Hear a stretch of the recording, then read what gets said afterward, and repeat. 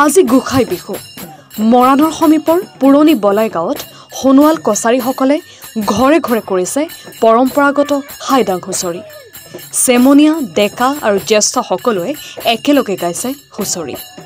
শত্ৰুৰুধৰ ককায়েও হিয়া উজাৰি বজাইছে ঢোল পেঁপা ঢোলৰ চেৱে চেৱে এতিয়া নাচি বাগি আনন্দত আত্মহাৰা সকলো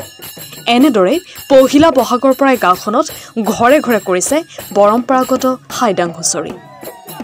এই বিহু হয় আৰু সেইটো কাৰণে আমি আমাৰ ইয়াৰ গোটেই ৰাইজ আমাৰ পুৰণি বলাই ৰাইজে একগোট হৈ আমি একেলগে আমি বিহু কৰোঁ আৰু ইয়াতে আমাৰ প্ৰতি ঘৰে ঘৰে শৰাই দি আৰু তেখেতসকলৰ যিখিনি আমাৰ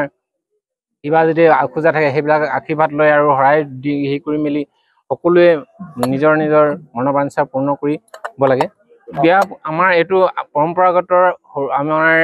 আমি জন্মৰ আগৰ পৰাই তেখেতসকলে আমাৰ যিবিলাক বয়সস্থ তেখেতসকলে আমাৰ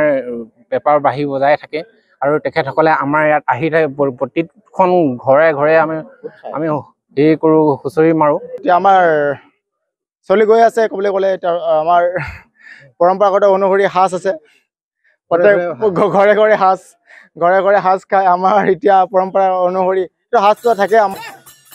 মৰাণৰ পৰা ৰাজু মিশ্ৰৰ প্ৰতিবেদন এনি ভাৰত 24